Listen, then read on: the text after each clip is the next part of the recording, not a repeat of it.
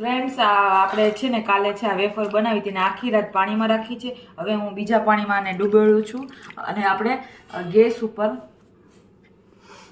પાણી મૂક્યું છે ગરમ થવા. પછી આપણે એને વેફરને તેમાં નાખશું.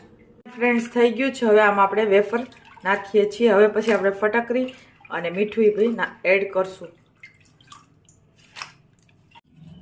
મીઠું ઉમેર્યું છે. ફટકડી નાખી રહ્યા છીએ.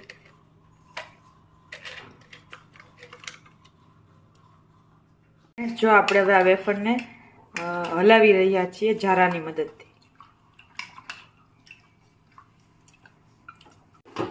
છીબાની મદદથી. અને હવે વેફર ઉકળી જશે.